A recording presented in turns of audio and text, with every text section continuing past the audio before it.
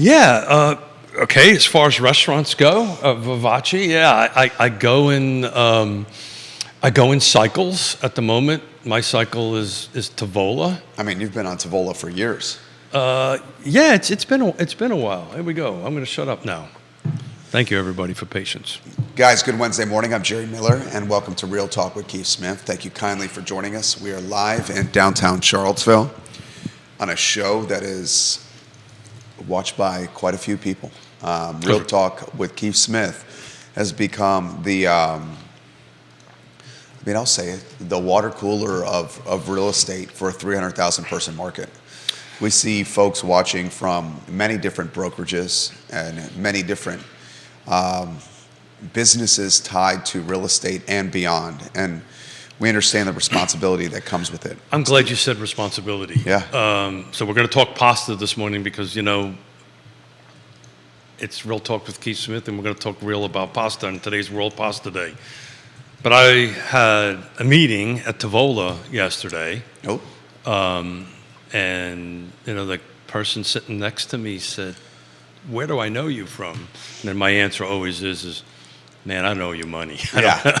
But, and thanked us for some of the data that we did, and particularly thanked us for the show that we had the good Dr. Lisa Steravent on, which hopefully we're going to kind of do some post-production stuff for the first Monday. I think we got it slated for the first Monday in November. Is she coming in town? No. Her schedule is so tight, but we're gonna do it virtually, and we'll talk a little post-production stuff. But look, so what is your favorite pasta dish? So not the dish, but the actual pasta, right? So I don't even want to use the word noodle because I'll get into trouble. But what is your favorite pasta? Right? I'd say lasagna. Lasagna, okay. Yeah. Judah? Oh, let's see. Are you on a 3-shot, Judah? I think maybe fettuccine. Fettuccine's very good. Got it. Mine is bucatini, which you do not see a lot of. How about Fusilli Jerry? Pardon? Fusilli Jerry. Seinfeld reference. Right? Yeah. You mean we called it angel hair because we couldn't say that big fancy word. Angel hair is good. We called it angel hair. But yeah, so bucatini is basically a spaghetti noodle that has a hole in the middle of it. And the only place I know around here that you can get it is Tavola. So is lasagna noodle and lasagna your favorite pasta dish, or would you have if you had... I'd say my favorite noodle is, take a page out of Judah's book, fettuccine. Yeah, got it. My favorite pasta dish is lasagna. Yeah. So meatless, with meat, without meat? With meat. Yeah, there you go. I mean, my wife and I were talking about this yesterday. We have 2 sons, which you guys know. Viewers and listeners may not know that. We have a 5.5-year-old and 11-month-old. And when steak is on the menu... Steak. When steak is on the menu at the house... My son goes, my oldest goes, let's go, we're ready. And now our 11-month-old, we're cutting it out into thumbnail size pieces. Yeah. Devours steak. My wife likes chicken, but she's overruled at the house. She goes, if I get steak, the boys eat everything. If I get chicken, they graze. And you grill it, obviously. No, she likes to pan-sear it. Ooh. That's very good. Ooh. I would stack my wife's steak up against many in this community. Yeah. In fact, yesterday I got a text message from Woody Fincham about the best steak in town. And, we are fortunate in that we have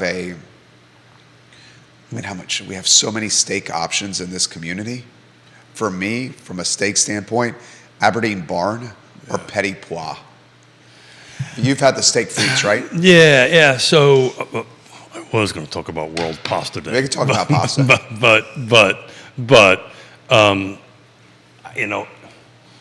it's pretty hard to beat Aberdeen, but it's 2 different ways that they cook, right? There's the French and then there's kind of the American version of it. So, I love simple stuff, and believe it or not, and it's really hard to make well, is a really good spaghetti and meatballs. It's really hard, and Yonna gets mad at me all the time because I am a bit of a pasta snob, and I cannot, it's about getting the pasta al dente, and And I will tell you, very few restaurants actually can achieve that. Tavola's one of them. Vivace's another one. Orzo's another one. But very few can get that to that right moment that you have to pull it out. So it's just a little crunchy. Not crunchy, but just a little hard. Yeah. I hate a soggy pasta noodle. But anyway.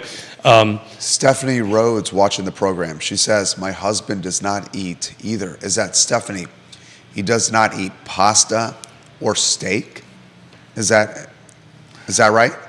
Or is it just pasta, the types of pastas we're talking about? Yeah, so Yonna won't eat. I mean, she'll eat it. She will not eat pasta? Yeah, it's a. So what'd she get at Tavola? She usually gets the fish, right, or something other than that. But she's not a pasta fan. But it's just how she grew up, right? She didn't know it. It was never in our household, right? It was schnitzel and potatoes and green salads. It wasn't a pasta world. This is Central Europe. It didn't kind of influence, at least in the little village that she's from, up over there. But I'll tell you, if you want to eat well, go take a trip over to Yonna's little home village. And when's the last time you've been? Oh, I have not been since the death of my father-in-law in 2009. I have not been, but prior to that, we'd go probably twice a year. We don't have too many family members. Actually, we only have one, is our sister, that's 2 years younger than her, and my nephew, that's 21, 22. But we have not gone there together since '09, which we actually were talking about that. 2009. Yeah. 14 years. But your head would explode because I won't do it for under 3 weeks, right? If you're going to do it, you got to take the time to go ahead and do it. Where do you stay? We'll stay. Well, we don't have the houses anymore. We don't have the house, her mom's house in Lower Austria, or the apartment in Vienna. So we'll just stay in hotels and little guest houses and stuff like that. What are the hotels like? And Stephanie says, my husband won't eat pasta. Yeah. Her husband, who's a great guy, Yeah. big fan of Larry, Yep. will not eat pasta. I would Yeah. imagine he devours steak, though, Stephanie. Yeah. Well, it's carnivorous.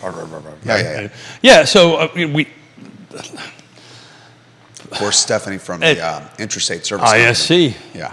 Give him a Intrastate call. Service Company. But anyway, I just wanted to kick that off that way, and it came across my phone. World Pasta Day. I love pasta, and Have you been to Vivace recently? Last Friday. You went last Friday to Vivace? Was it Friday or Thursday? I think it was the end of last week. Good. So you've been recently. Yeah. The place is fantastic. Yeah, I like it. I love their martinis over there. Yeah. It's getting a little colder. I like to sit on their patio. Terrace or patio, yeah, with the lights. It's beautiful. Yeah, so I really enjoy doing that. But don't underrate Orzo. Orzo does a really good job. Orzo's fantastic with their pasta. The thing those three, Tavola, Orzo, Vivace. So what's a fourth one? That's the one I can't figure out. Fourth, Sal's Cafe Italia is good. Sal's, there you go. There's the fourth one. Downtown Mall. Forgot about that one. Yeah, fourth one. So but those folks in particular, those four, if you order a pasta dish, you'll get it al dente, without a doubt. So it makes a difference for those of us who pasta snobs who love pasta. There's nothing worse than a soggy noodle. I don't like soggy noodles. Soggy noodles. I don't like soggy noodles. So, Judah doesn't like soggy noodles. Judah doesn't like anything soggy. Who likes soggy stuff? So when we wait for the executive director to get back, or the director to get back, I was asked yesterday, actually, by just concurrently several elected officials to kind of take a look at what the last 21 since 2003, what the average and median days on market look like. And I know, Judah, I didn't send you a separate zip file, but in that email is the slide for that. And it's an interesting slide to take a look at, because what it does, thank you, Judah. So what it does, it takes a look at everything pre-time of great unpleasantness, the time of great unpleasantness, and then afterwards, and if you kind of take a look at it, the red or the burgundy color is the median numbers, the yellow or the gold color, depending on your perception of the color, is the average days on market. So I had a great conversation with Dr. Lisa Sturvant yesterday and was asking her which numbers should I show? Should I show average? Should I show median? And she said you should show both, right? So that's what I did. The good doctor says do it, I did it. But I mean, just take a look at, the last three, in the median side, the last 3 years, 21, 22, 23, was around 6 or 7. This is the full car footprint, right? Single family detached, no new construction. But then, in 2020, that's 3 times the number, right? But take a look at 2011 and 2010, and we were in the 80s and the 70s. And keep this on screen. This is a lot for people to digest. Yeah. The reason I did it... This is great data. Thank you, sir. The reason I did it was I wanted to see what the median average days on market was and the median days on average days on market. Can I offer a suggestion? Yeah, sure. I think this is fantastic. Too much. No, it's not. I think it's A++. This is the best one you've ever put together. Stop it. I sincerely mean that. But keep it One going. point But of stop. suggestion. You should put Real Talk with Keith Smith branding on it. Oh, that's funny. The reason I make that suggestion is because I would like to share this. Yeah. I Love CVille's got a big following. Yeah, sure. The newsletters, this would be fantastic for our newsletter, which is reaching a lot of people. Well, And I would love to have your branding on it so people see it. well, thank you. I appreciate that. I kind Or of maybe YRP branding. I purposely unbranded it. And I unbranded it very specifically because I want people to use it, right? So, but what I might do is do a branded and an unbranded version of it. So if people, I want to look at this as open source, right? So folks can use it, particularly to elected officials. It's just, but I'll consider that, Jerry, and I will go ahead and do that. But the reason There's one of our fans try to come in. fans Give them the, give them the wave off, huh? Is this like the carrier wave off thing? You know what we need, and Judah, we've talked about this. We need a on air now sign that wow. we can put on the door Yeah. and let people know. Yeah, there you go. Don't enter on air now. There you go. I love it. The reason I wanted to look at this is I wanted to look at, and this was the information that I was asked by the elected officials. So what was the average days on market, which is 83, going from 2003 to that's 21 years, right? And what was the median average, right? And this come up on the show quite a few times about, when is this buyer-seller shift going to happen? And what these numbers are telling us, Jerry, is that if we pick the median days on market, just for argument's sake, we've got a long way to go before we even get to that average of 46. I think what you'll see when you start getting somewhere around the median now, somewhere around the 20, 30 days, closer to the 30 days, that's when the mentalities will start shifting, I think, on buyer and seller, because we get asked this question all the time. When is this market going to shift, right, from a seller's to a buyer's? Well, you've highlighted it, 46. Well, 46 is the average, right? 46 is the median. Median, excuse me, thank you. Median days on market is 46. Well, actually, it's a typo. It's the average of the median days on market, right? The other one is the average of the average days on market. I know that's a lot of averages and a lot of medium. So that was a typo on my part. But at the end of the day, and thank you, I'm going to have to fix that. But the average median days on market is 46. The average days on market is 83. And it was interesting. I didn't do this on the chart, but I did it on my spreadsheet. I pulled out the 4 years of time of the time of great unpleasantness, which is 2007 through 9. That's when the quote unquote Great Recession was. And the average median days on market only dropped to 43. So that made me, even if we took that out, right, and said this was an anomaly, right, this will never happen again, right, if you took those 4 years out, the average was 43, which is awfully damn close to 46. So when we start creeping up into the 30s, that's when this whole psychology is going to start kicking in and go ahead and change. But I thought this would be some helpful information for folks out there. I will make the edits on that, Jerry, and I'll give you 2 copies, one branded and one unbranded. Please. So, the folks that wish to use this from an Well, unbranded. This would Unbranded. make great content for the lead of the I Love CVille newsletter. There you go. So, but I'll have to do some edits for you, my friend, because it is a little confusing what the average days on market actually means, and so I've got to change that in that. So anyway. So you're going to brand it, and the median days on market with 46, you're going to say the average of the median days on market. I need to clean up the language for you on that stuff. So, didn't have good job. Thank you. Didn't have much today to chat about other than pasta, which I'm surprised we're not talking much more about pasta. But and then I wanted to go ahead and get out this average days on market and medium days on market. It's a good visual. We're a long way from a shift in the market. And I believe we had somebody chime in to me directly on why this is important. And why this is important, this is kind of, at least for me, this is kind of a litmus test or kind of a leading indicator or a lagging indicator, depending on how you look at it, on how the market is trending, right? But more so, the last 3 years, everybody got used to 7 days. Everybody got used to 7 minutes. 7 minutes. Everybody got used to that.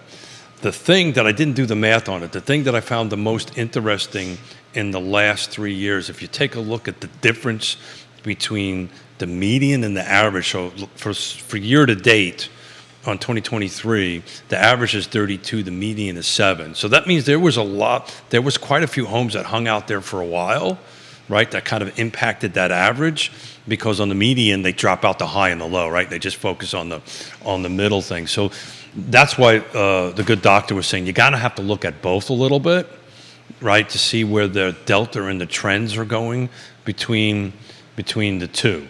But that's a pretty healthy difference between the two. So I think a lot of it has to do with the some homes being on the market a little bit longer than. Keith Smith dropping dimes today. Woody Fincham, welcome to the program. Hey, Woody. Carly Wagner, welcome to the program. Bill McChesney, Albert Graves, Kate Shartz, the Queen of Ivy. Travis Hackworth has given us love from Danville. Chad Wood, Kevin Higgins, Katie Pearl, Woody Fincham, Kristen Smith, Georgia Gilmer, Mr. DL, Kyle Miller, Kevin Yancey. Kevin Yancey's got a couple of tidbits for us. Kevin Yancey. Surprised. He says, did either of you know that Zip had a pizza place in McIntyre Plaza along with Vivace? Zip, the former owner of Vivace. I did not know that, Kevin Yancey. That's new. I appreciate you letting us know. Joshua Tracy, hello. Bob Yarbrough, hello. Bellamy Brown, Ray Cadell. Real estate investor Jamie Turner, hello. John Neal, hello. Liza Borges, David Puso. Hey, Liza. Good to see you the other day. Patty Rowe of Log and Foster, welcome to the program. Ivy Haynes, welcome to the show. Hey, Brittany Ivy. Gray, Jill Cowherd, Sandra McDaniel. This comes in from Grayson. I tune into the shows for content and information like this. You routinely blow my mind with what you provide. We're going to blow your mind even more on the I Love CVille show as we reveal the details of a new show launching on the I Love CVille Network in November. This one will air on Thursday afternoons as we penetrate the afternoon slot on the I Love CVille Network. Yeah, you're going to have to take a little bit more of those throat lozenges. It's not even going to be tied to me. Yeah? I'm not going to host it. Oh, really? Good Yeah. for you. We also have another show in the works that's tied to moms. So Ooh. 2 additional programs. You've been about doing that there for a while. on the I'm I Love excited CVille about Network. that. I'm excited about the mom one. I'm very excited about the 2 programs we have about to air. This has come up on the show. Last show, Keith and Jerry, it was not me, it was Keith. We're talking about... Did I just get thrown under the bus? Well, no, you brought it up. Yeah, no, the CNBC brought it up. You guys were talking about the commission structure changing for realtors. Sally's asking, can you follow this? Logan Wells, Claylo, welcome to the program. You got a boatload of realtors and 4 mortgage brokers watching the program right now, a couple of closing attorneys, 3 home inspectors. Woody Fincham, in my book, is the best appraiser out there. I love you, Woody Fincham. Do you want to touch on that even more? Yeah, I mean, we dug into it a little bit on Monday. So let's and that was about 20 minutes into the show because the caffeine kicked in. At this Do you point. want to set the stage for a sizzle reel? How about a sizzle reel that I can play on the I Love CVille show today? Oh, great! Now you just screwed it up. You need to set the stage of what's happening. So, Judah, mark this timestamp with Keith's doing the talking first. No pressure. So.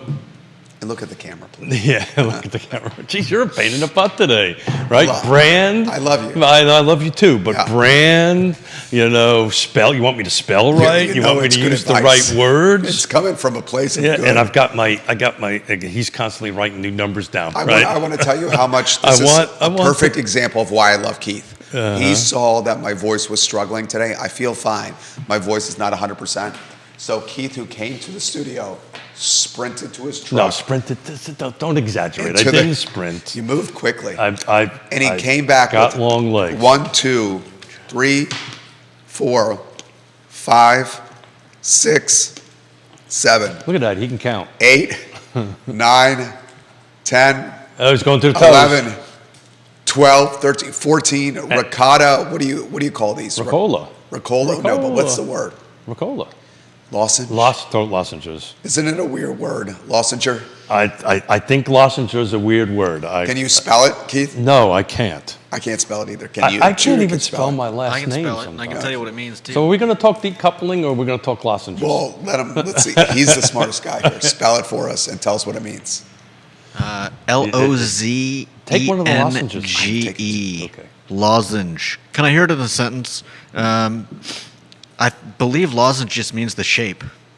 Oh, really? Yeah. Ooh. I did not know that. That's what this word means. I would not doubt you. I wouldn't doubt it either. But that sounds like that would make sense. Judah is a man of few words, but when the words do come out, they're right. Literally at dinner last night. A man of few words, but when they come out, they're right. That's fair, right? Sometimes. Yeah. Oh, you're wrong sometimes? Occasionally. I'd probably say more than occasionally, but literally it at happens. dinner last night, Yonna and I were talking about the end of our day, and she goes, you and Jerry just never shuts up. But, literally she said this, but when Judah says something, you better listen to it. Oh, I listened to Judah. Not that we shouldn't listen to what I pearls of wisdom we need to drop. Judah and I have worked together for over 13 years. Yeah. I spend more time with Judah than I do my wife.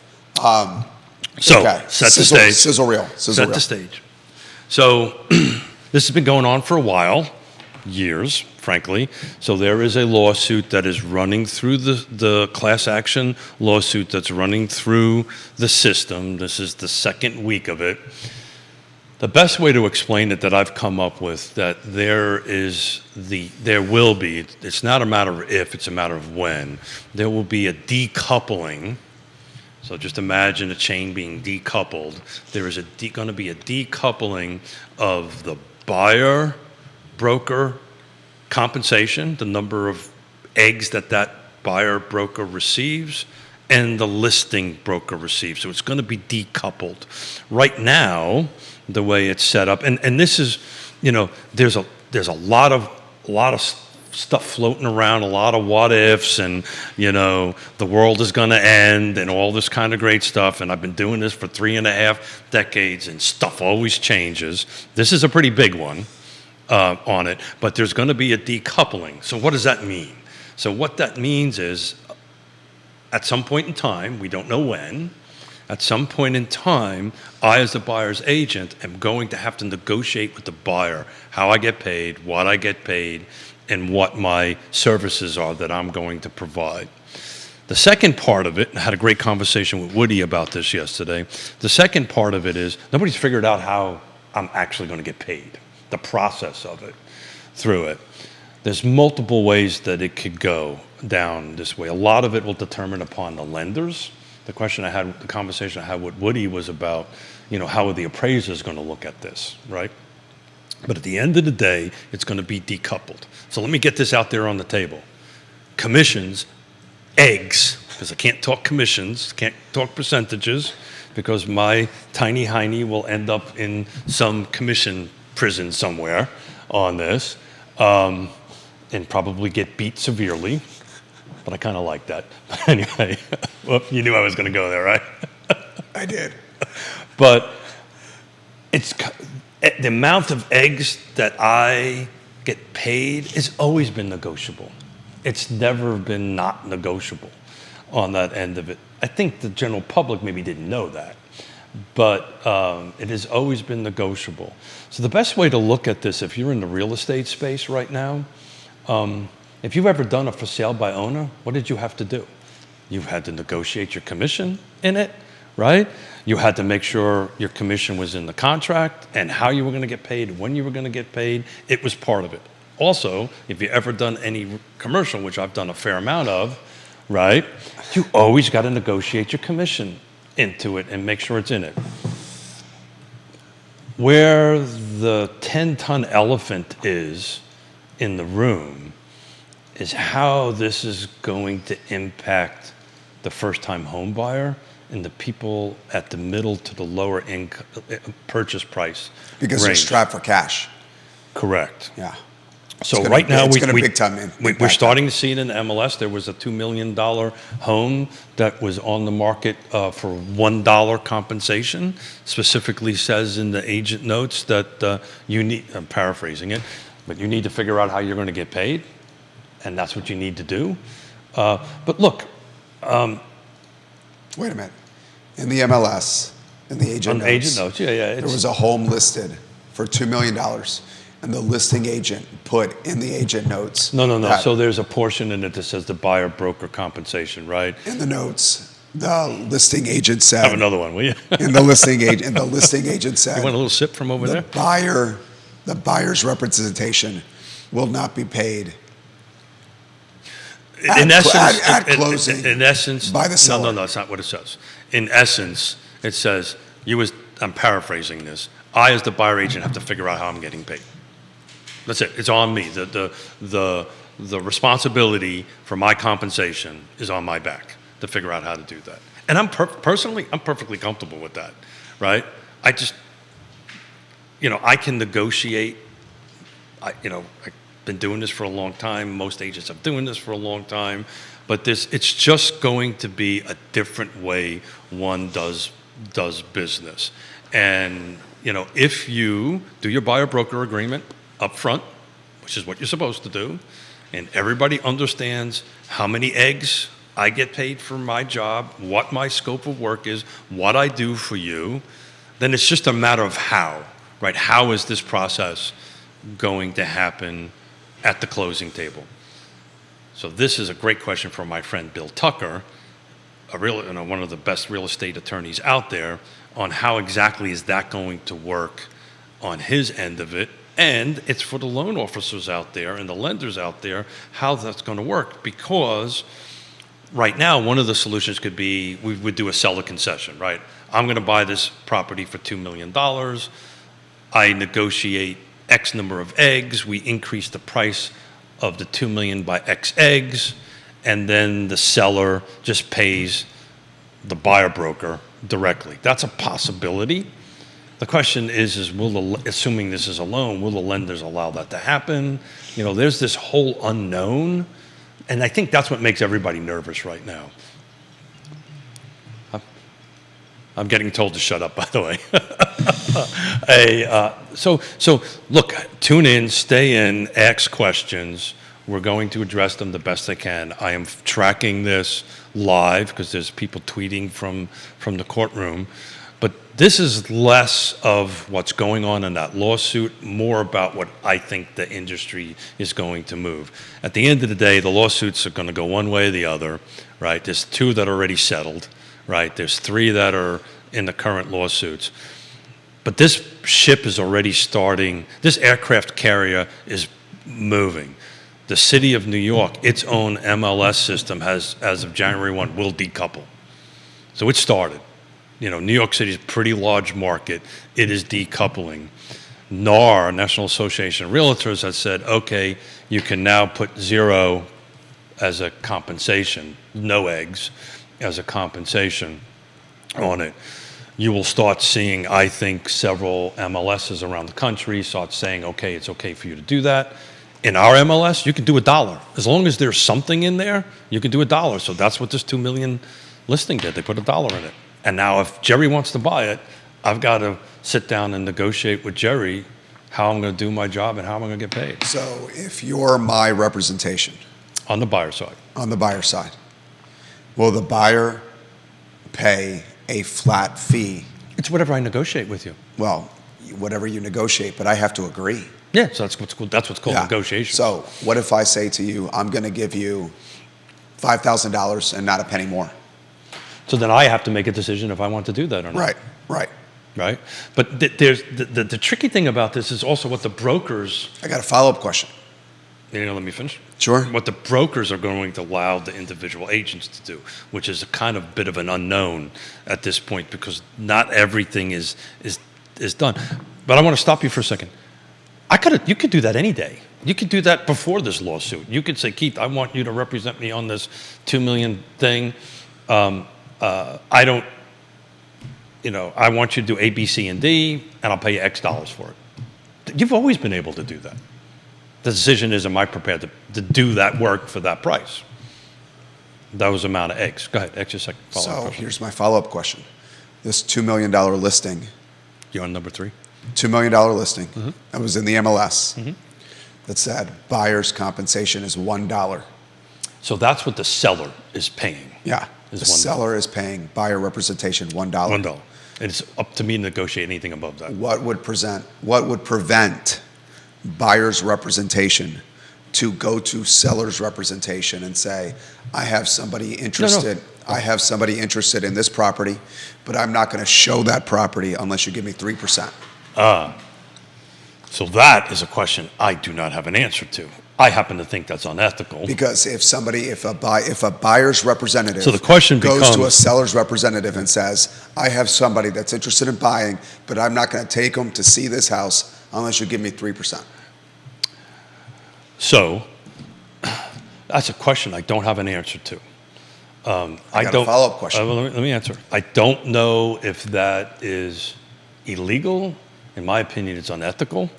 But that should never come across the table, period. Because here's how this is supposed to work. I meet Jerry. We sit down and we have we establish a relationship. And I say, okay, Jerry, this is what I do. This is my skills. This is how I do it. We developed relationship. You know my capabilities and you know what I can do. So I'm going to, before we start looking at homes and opening up lockboxes, and I need to get back to the importance of a lockbox here.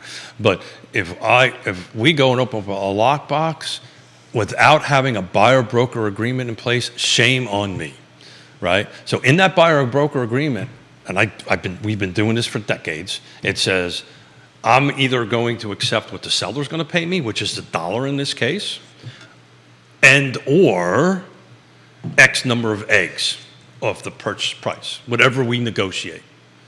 So we walk in, so we already now have an agreement that says, this is what we're doing, this is my work, this is your work, this is how many eggs I am going to get compensated if the other side doesn't do it, and you want to buy that, and we open that up, and the seller doesn't pay it, you've agreed to pay those percentage of eggs at the closing. Does that make sense? You got a boatload of realtors watching right now. Yeah, this is a slippery slope because there's so much we don't know yet.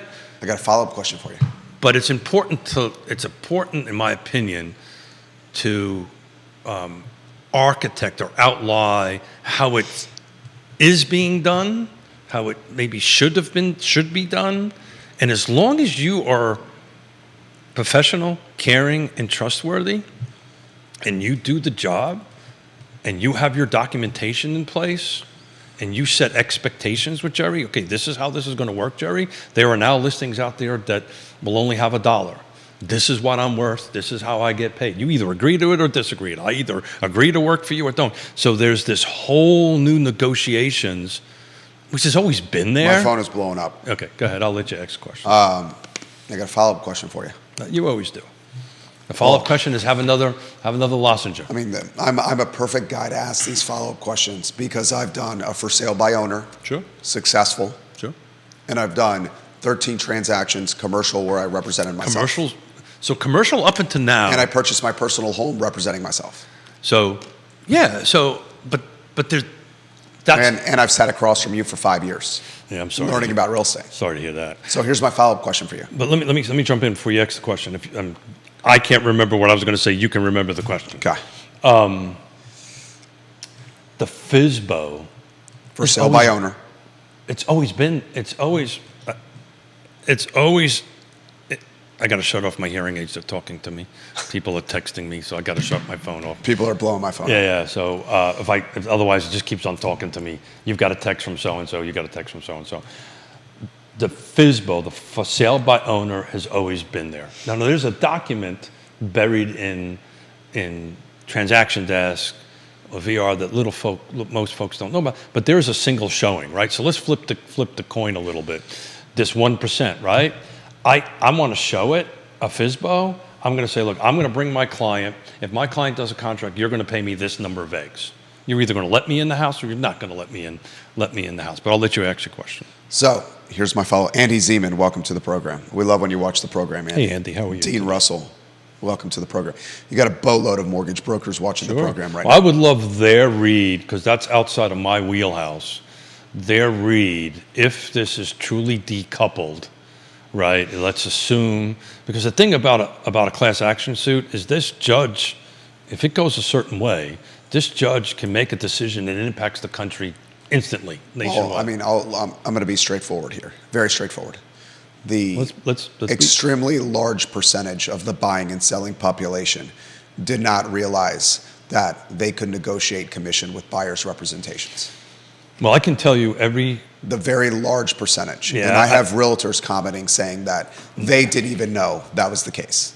Yeah, well, I can't help that. There's licensed realtors putting this in the feed. Yeah, I can't help that. But commissions, eggs, have always been negotiable. You would agree that most buyers thought or expected or assumed that their representative's compensation was going to be paid at closing through the transaction. Well, that's what happens. Right.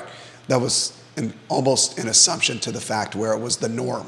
So if you have done your buyer-broker agreement the way it is written in the beginning, you have the conversation with a buyer. Yeah.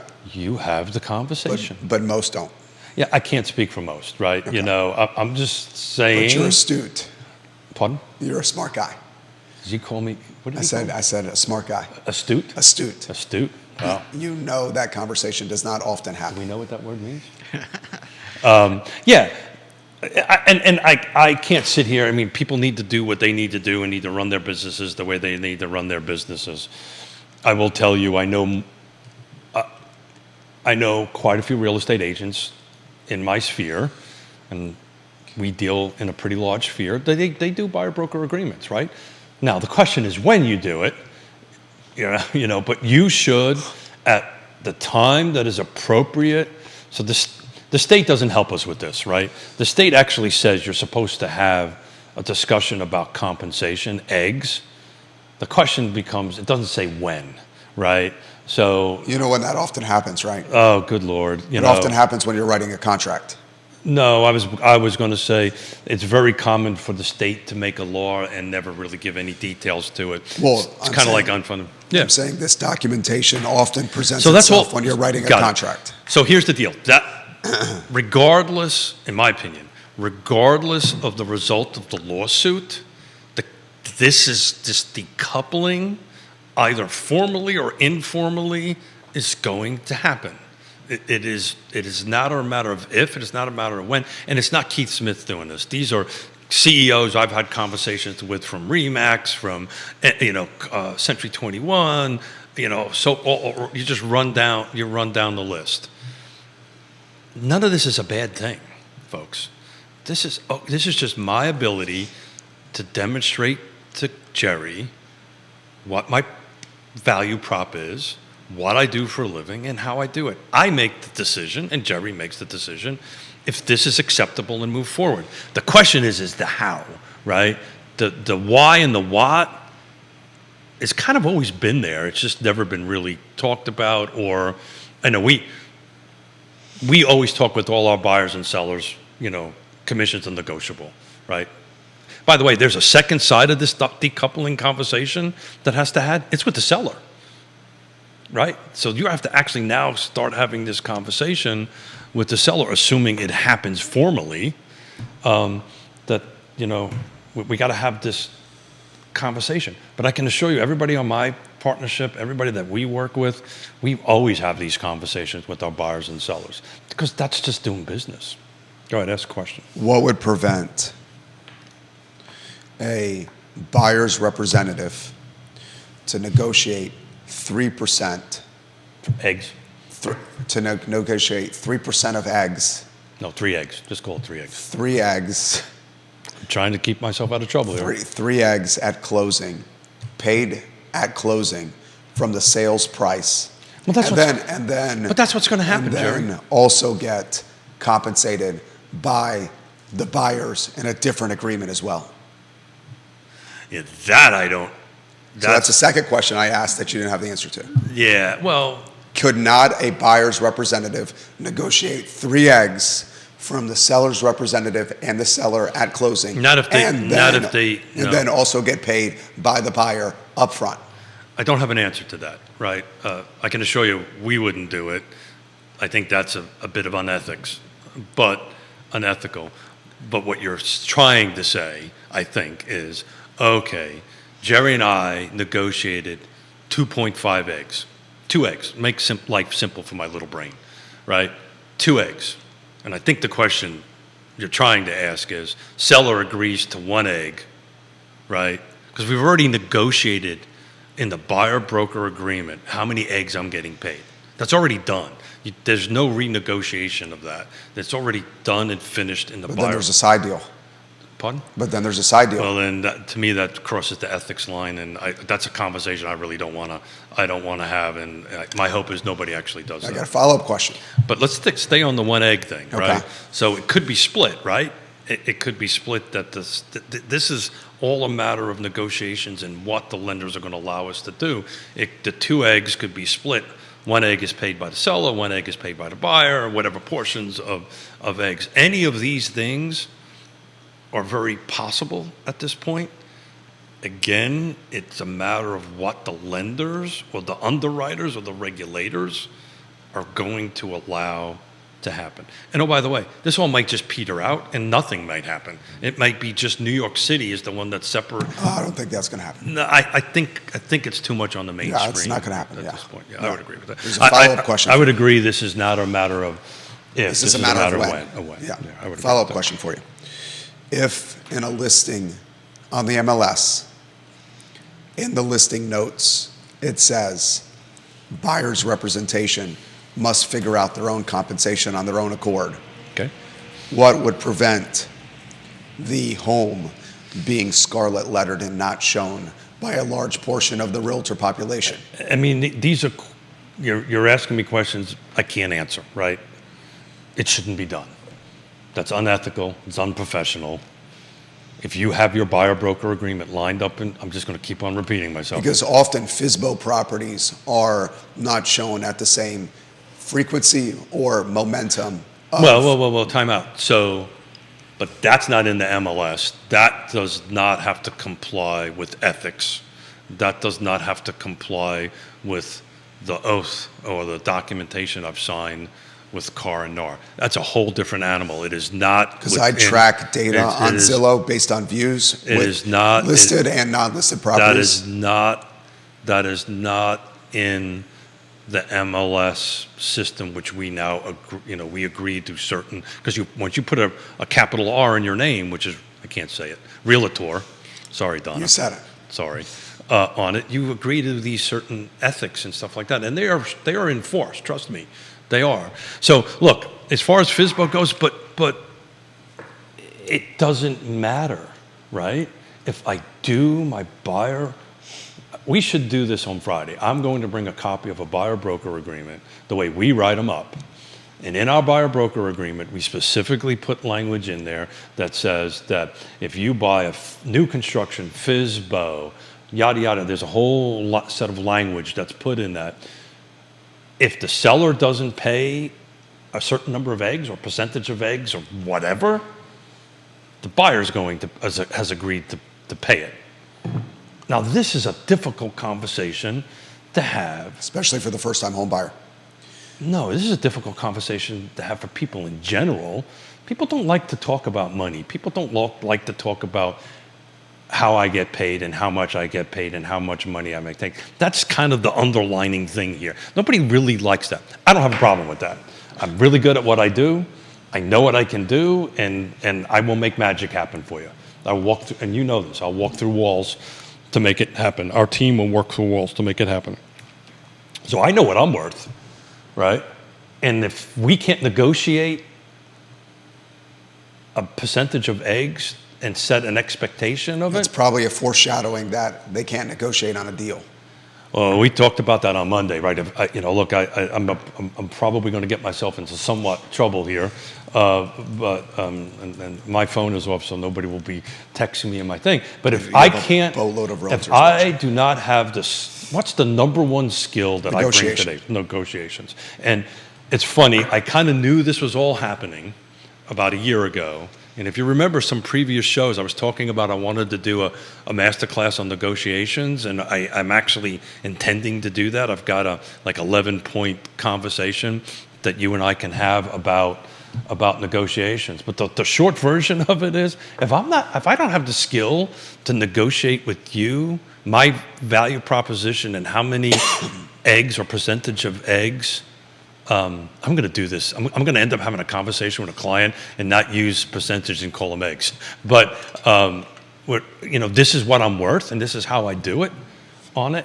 Then how the hell am I going to negotiate your money? If I can't negotiate my money, Totally with you. How am I going to be able to negotiate your money? Beth Mark is watching the program. 7 days on market, median. She says, in my opinion, agents have a fiduciary responsibility to their home buyers. Agreed. To show any homes meeting their criteria. Agreed. Buyer's Agreed. agents can reach out to a seller to ask how much compensation for buyer's agent. Agreed. Perfect word. There's a fiduciary responsibility. Now, it's interesting. She also says, in my opinion, a flat fee. That what's going to happen is there's going to be a flat fee that buyers pay their representation I disagree with that. for representation. I disagree with that. I think that's what's going to happen too. No, it's going to be what I negotiate with Jerry. If we negotiate a flat fee, then we negotiate a flat fee, right? And, look, you know what? I've been in this business for a very long time. These discount brokerages, these 1%ers or whatever, one eggs, whatever they were, they've been around for a very long time, been out in the public, very well marketed, very well advertised, and guess what? They don't really capture a market very well. And we're going to bring Yvonne in here, a transaction right now in the last 20, particularly the last 5 to 10 years, is extremely complicated. It requires a ton of skill, a ton of knowledge, a ton of ability to get it from point A to point B. It is not a simple process. And I can't tell you how many deals I pick up halfway through it because they thought they could do it on their own and now they can't. And oh, by the way, I'll be more than happy to help you, but this is my fee, this is how we do this, and we can go ahead and move forward. We're either going to get the seller to pay it or you're going to have to pay it. So this has always been there and always has been out there. The question becomes, do you have the skills to negotiate that? It's really not changing anything. It's just bringing things out into the daylight. Look, the percentage of eggs are probably going to drop a little bit, right? Let's face it, it's been going downhill. It's been going downhill for years, and I can't talk about number of eggs and all this stuff, But whatever your perception of the industry norm is, it's really not been the case for a while. You know, it's not the same number of eggs as it was 5 years ago or 6 years ago. The number of eggs are kind of being chipped away. So that's been happening no matter what. This will probably accelerate that a little bit. But Jerry, it's a matter of, this is business, right? Oh, I know. Right? This is a matter of you're going to build an awesome website, which you've done for me, right? Okay, Jerry, this is what I need. This is how I need it. How much is it going to cost?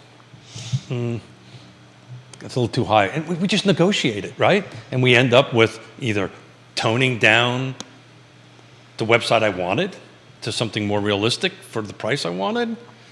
Or we start giving back and forth, and But we end see, up on a settled number. In your scenario, it's a flat fee. In the scenario of an appraiser, and we got appraisers watching, appraisers are paid a flat fee to do their job. Sure. Home inspectors are watching. Home inspectors are paid a flat fee for inspecting a house. It is going. I think that's the direction that representation I in disagree real with estate. it. I don't really. I may be wrong. I think the number of the eggs, flat fee allows more transparency and accountability. No, it doesn't. I think it does. No, the transparency. What other business is a percentage of the sale? It doesn't matter. Name one. Name one. It doesn't matter, Jerry. It's a matter of what I negotiate with you in the buyer-broker agreement. It could be a flat fee. It could be for turkeys. It could be for eggs. It could be for a brand new boat. Thank you, Jerry. It could be for whatever it needs to be. And the premise of the lawsuit, and there's a strong likelihood that the plaintiffs are going to lose. I mean, this could go either way. The premise of it is that there was a conspiracy to set certain number of eggs, and I can assure you that's never been the case. The industry or the market kind of settled in some stuff. I will tell you, when I started this, it was 10 eggs. It was 10 eggs back in the 80s. Why was it 10 eggs? Because the sales prices were low. There you go. And you guys weren't making enough money at 3% or 6%, or 3 eggs or 6 eggs. Well, it was 5 eggs. Yeah. It was 10 eggs. It was too low. The difference now is the values of the home have appreciated so quickly that if someone came and said, I want 10 eggs of the transaction, people would laugh at you guys. So we always have a conversation about compensation. You are required by law, by state law, they don't tell you when, but you're required to have a conversation about it and set expectations. We put it on paper, right? It's just like any other agreement that you enter into. It could be a fixed fee. It could be anything. I've done commercial transactions for a fixed fee. Done dozens and dozens and dozens of them, right? It's negotiated on the front end of it, right? You know, so here's a reality, real situation. Just did a rather substantial commercial deal in Richmond. Got a client, built a ton of trust with them, won't do anything without me helping them guide and mentor them through the process. Called the company, because as you know, commercials are typically in-house listings, right? They're not kind of they're publicly out there, but they're in-house. I said, look, Here's what he means by that. You take, two of the best brokers, and I think it would be Johnny Pritzloff and Jenny Stone. Are you watching? They're commercial brokers. Yeah. Tallheimer. Yeah. What Tallheimer does is they put their listings on a Tallheimer website. You're not going to find Tallheimer listings. That's not true. You'll find some of them. You'll find some of them, Yeah. but they do a good job of keeping them within the Tallheimer digital infrastructure, as opposed to putting them on LoopNet or Craxi or some of these other. I personally pay fees to multiple commercial listing services. We all do. And it's expensive. Very expensive. But I often go to the Tallheimer website to see what they're selling. You do that first, usually. Yeah, I do that first. So, prime example, Richmond, significant deal. Significant price point on it. Happened to be a relationship I established over years. It was a nonprofit medical firm that was trying to do work in Richmond. Picked up the phone, called the broker up there, and I said, so I've got a client, yada, yada, yada, cash, yada, yada, yada, yada. What's your buyer broker compensation? None. Okay, great. Okay, this is what I can do for you to my client. This is what I can. We negotiated a price and service, was extremely low, just to kind of pay for my time for traveling and all this kind of great stuff, because I want to do the right thing by this nonprofit and help them out. They're doing some great stuff. But that's what I did. I negotiated it. And at the end of the closing, the buyer paid me this fee, which was nominal, and everybody was happy. We closed. Thank you very much. Oh, by the way, I got a phone call from them from another facility they want to buy in Buckingham that has a percentage of eggs in the sales price. And guess what? I do good then. So this is about relationships. This is about trust. This is about being professional and caring and develop a relationship with you. And what we negotiate. Some deals will be this and some deals will be that. It's not that complicated. The question is how Woody and the appraisals are going to, that's a whole world that nobody's figured out yet on that. But it's no different than what I've been doing, everybody's been doing, that you're supposed to be doing for a long time. Comments are coming in fast and furious. I'm surprised. Large majority of people that are listening to this program had no idea that the percentage was not paid at transaction by the seller. No. It currently is. Right. So let's back up for a second. I guess what I should say is they had no idea that it was negotiable. Yeah. I mean, it's everywhere here. Yeah. Everything is negotiable. I mean, this question literally just came in as like, don't the proceeds always come from the seller side?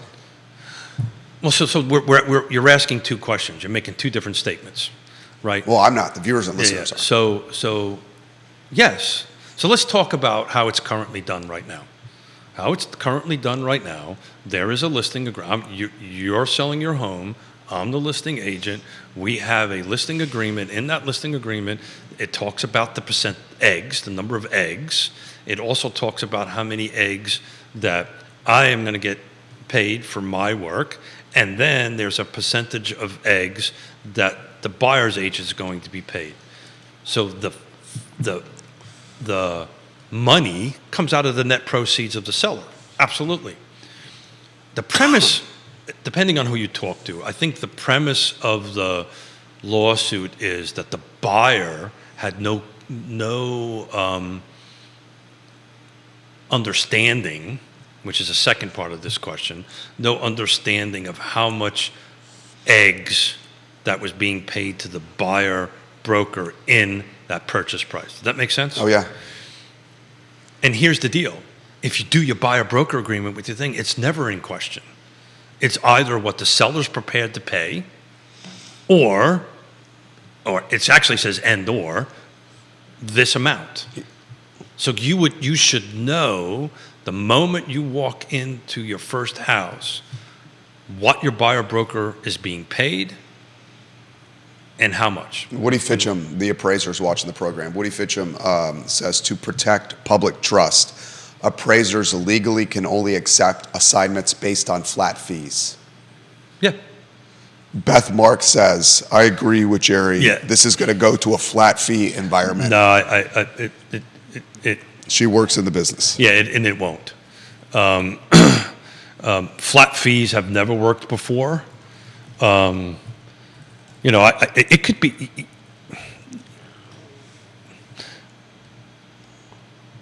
I don't think flat fees will work, but it could. Who knows at this point? Then the question becomes, what's the flat fee? The thing is, well, this is how I would do it if I was a businessman. Let me get this out. I am a businessman, but let me get this out.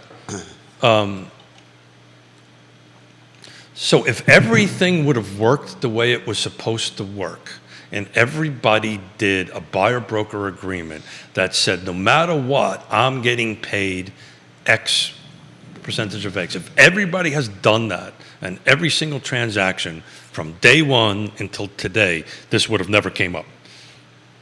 Because everybody knew what the numbers were on the table. But that was not happening.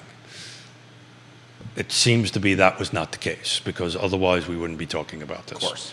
So, but if everybody has simply done a buyer-broker agreement and simply negotiated on the front end on how many percentage of eggs or flat fee, it doesn't freaking matter. We wouldn't be having this. We'd be talking more about pasta today, which is really what I wanted to talk about.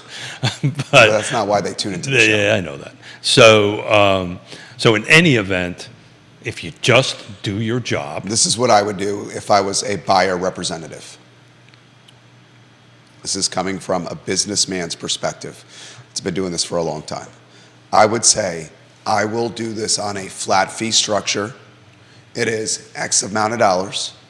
And for X amount of dollars, I'm going to give you X amount of hours of my time. And once you surpass that threshold So there's a of X amount of hours, then another retainer payment is due. Yeah. That's how lawyers work. Yeah. That's how I work. Oh, the retainer's $5,000. You get X amount of hours for $5K.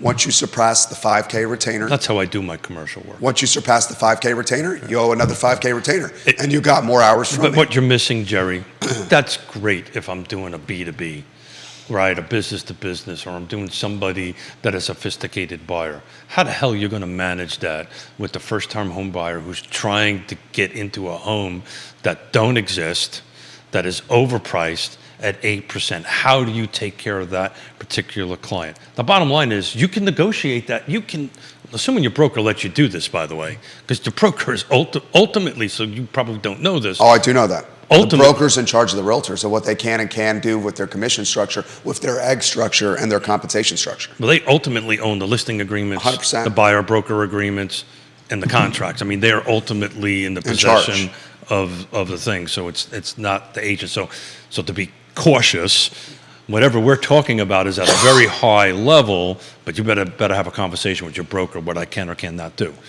Which is also another point of concern because different brokers are going to have different structures. So that's part of the benefit of the system that we had set up. It's a very unified system on it. The question is, the point is, Put them on a one shot. not every real estate agent. It's okay. No. Not every. I just hope you feel better, buddy. I feel great. It's just my voice. Not every real estate agent. Wish I had a full voice here to have this conversation because I'm enjoying this. Well, it gives me a bit. I got a bit of an advantage. You do have an advantage here. I can only say 13 words at a time.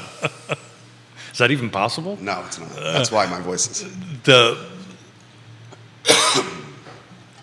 So, if everybody in the business simply just does the buyer-broker agreement, and by the way, I'm going to pivot a little bit on you. This description that you had, there are things called limited service agreements. There are agreements. Oh, I know. There are agreements that I can do a limited service listing or limited service buyer. We are full service. We will always be full service. You will, and the problem with limited services is, this may sound attractive on the front end, but when the proverbial hits the fan, and it always hits the fan. It never not. You want full service. You want full service because you don't want to go. I as an agent, we will never. I can look you dead in the face. We will, we just will get out of the business. We're not going to do limited service agreements. We will always do full service. We will always take care of our clients fully from stem to stern in it. And we will negotiate. You like that, huh? I do. And we will go ahead and negotiate. We do it, Jerry. What frustrates me is we do this now. We do this with every transaction. But you guys are the anomaly. You're not the norm. I've been called a lot of things. I don't think I've ever been called that before. You're the exception. You're not the norm. I think that's a bit dramatic, and I get what you're saying. You guys go above and beyond. Thank you, but there is a ton. I got a lot I want to get to with you here. A ton. So I'm trying to. And I get it. What time is it? Ooh, So that's there's a ton of realtors that do this very thing. Oh, I know. And look, there's a reason why it used to be 20% of all the real estate agents did 100%. Now it's like 7% of the realtors do 90% of the business. I would say it's probably closer to 5 when Yeah. you really. If you take out the 2 10-ton elephants, which is bright and unrepresented because there is enough out of it, that percentage probably drops closer to 5%. And I can assure you, these 5% or 10% are super. They're all professionals. Some just don't know. Now's the time to get, if you're in the business, now's the time to get your education. Now's the time to go through and get your coaching and mentoring through it. Look, we're slow right now. We're in the slow time of the season of it. And this is what we're doing with our folks. We are sitting down one-on-one as teams, as synergy groups to say, okay, we've got to make sure, regardless of what happens here, we got to make sure whatever we're doing is at the highest of professional level and everybody understands their fiduciary responsibilities. By the way, the seller and the buyer have also a fiduciary responsibility to this transaction. Go ahead, jump in. So, other things that are important to highlight here. And I'm just looking at this as a guy that's a businessman and someone who's done deals. Okay? But and I'm trying to do this in an approachable way that appeals to everybody and not from a level of sophistication. Who the people are really going to get impacted here are first-time home buyers. The first-time home... Hands down. I got limited voice here. So, the first-time home buyer is the first-time home buyer at an 8% environment and the most expensive value environment in American history. It is the most expensive home value environment in American history. Rates from 2020 to now have almost 4x'd. Credit card debt's at an all-time high, and student loan debt is starting back up again. The first-time home buyer is going to get screwed and kicked in the nuts again. So why the first-time home buyers are going to get screwed and kicked in the nuts again is because the first-time home buyer is probably going to have to take cash out of their pocket to pay their representatives when their budget is already stretched. That's not true.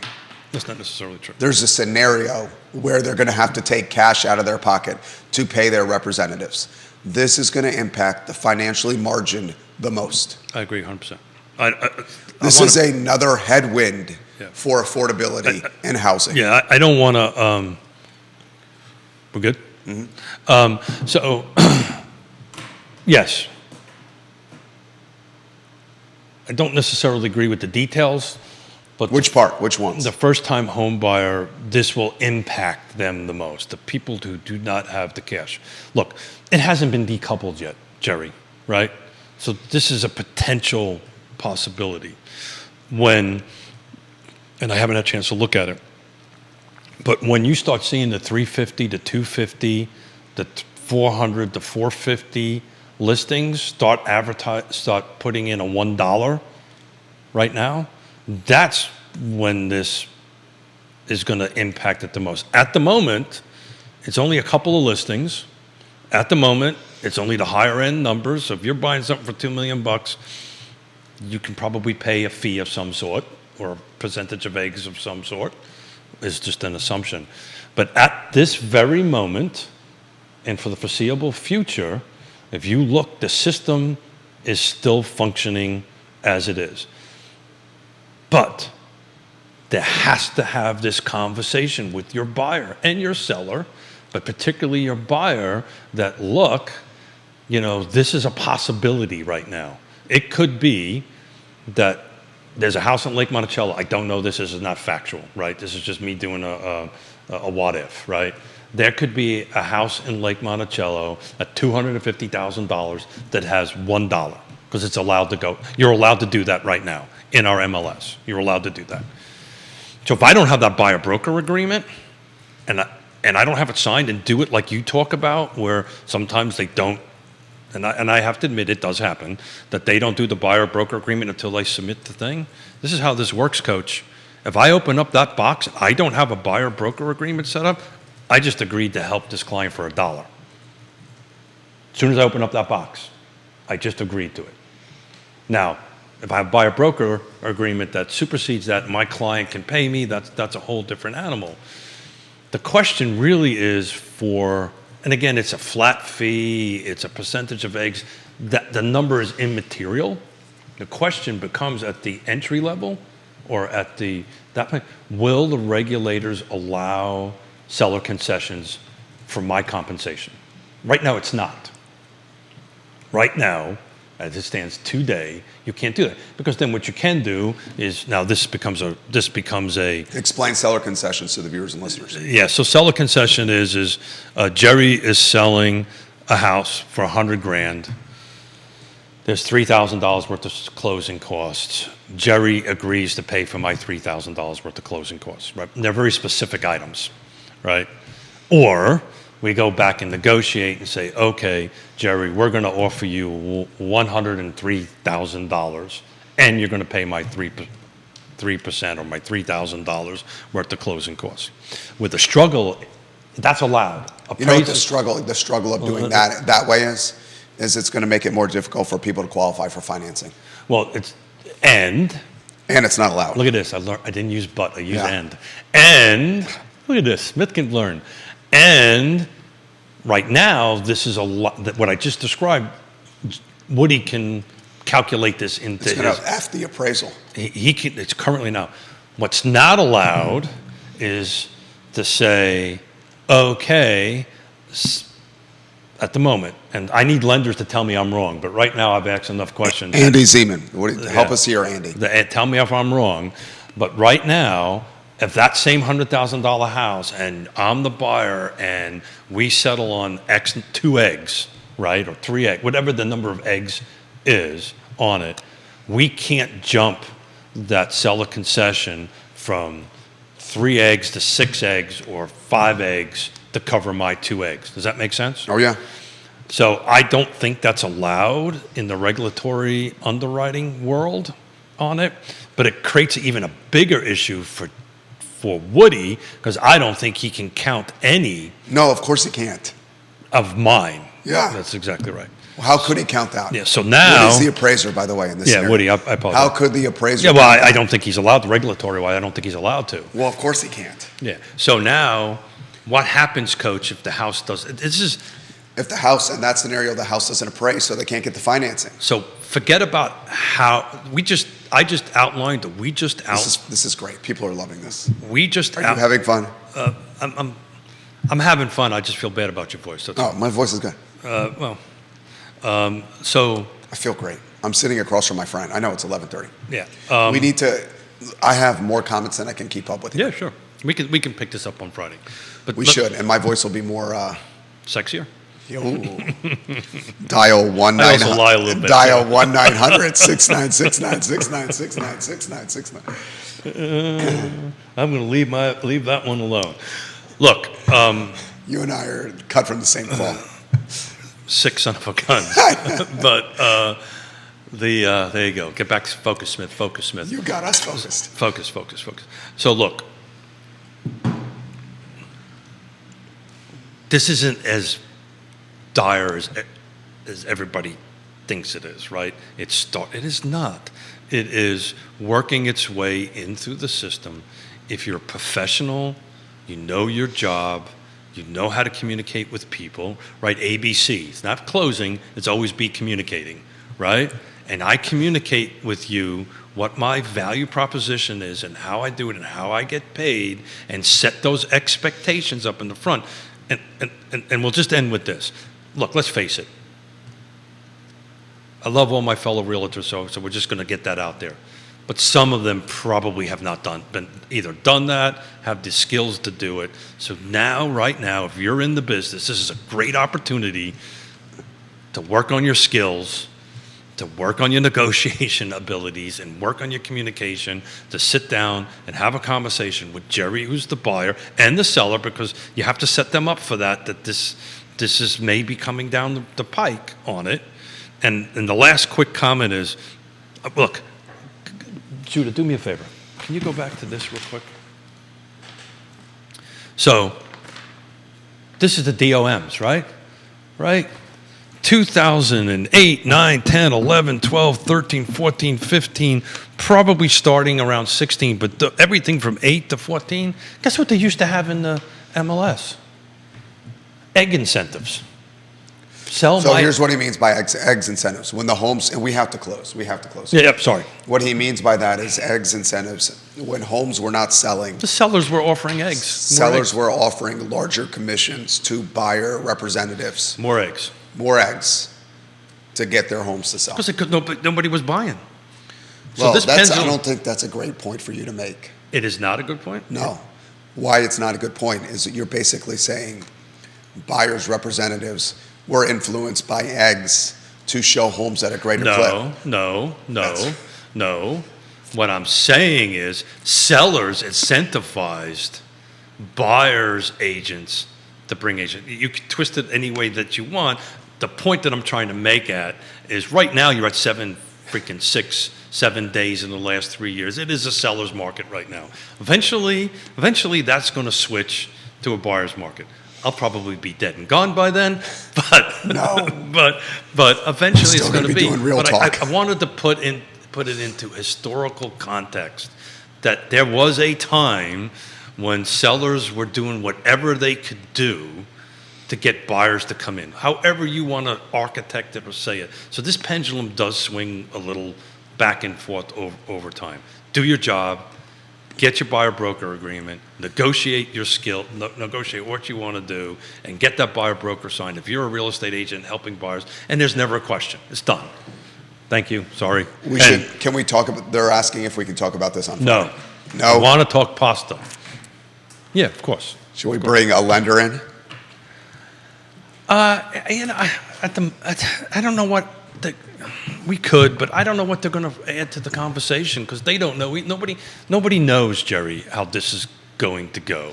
And the thing that I constantly want to hammer out is communication with your client, be transparent, be open, right? And everything will work out okay.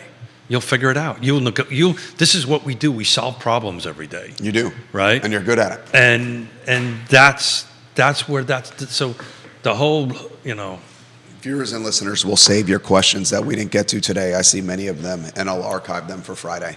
You and I had... Are people watching? Your colleagues were watching. Oh, boy. You had the mortgage folks and the realtors heavy on this. I would imagine the buzz got around the industry to tune in. Yeah, it's if you're... Here's the thing. If I'm in your shoes, and we got to close. If I'm in your shoes, being the guy or the source of the source on this topic is going to further your credibility and your value proposition. That's the reason I don't brand my slides. I want people to use them as open source. Can you send one to me? Yeah. We'll do. And I love you, and I love your generosity with the Ricola. Yeah. Ricola. 11:36. You got another show to do. I know. And you got to suck a couple dozen of them. Among other things. Yeah. I was talking about perhaps hitting Hitting the little table over there? the table over there. I'll partake with you. Okay. All right. Judah Wickower is the director. Keith Smith is the star of the show. Yes, Realty Partners. Yes, Realty Partners. Yes, Realty Partners. The show is realtalkwithkeithsmith.com. But any real estate agents that's watching, reach out to them. They'll help you with this. There you go. Thank you for your honesty Yeah. and your transparency. But we need to. I don't want to go to this hysteria thing. I want to be clear, concise, give good information, the best that I can, and if I don't know, I'm going to tell you I don't know. There you go. Keith Smith, boys and girls. He's the bee's knees. Thank you for joining us on Real Talk with Keith Smith. The I Love CVille show is up in 53 minutes. I have no idea. So long, everybody. Yeah. Oh, I'm sorry.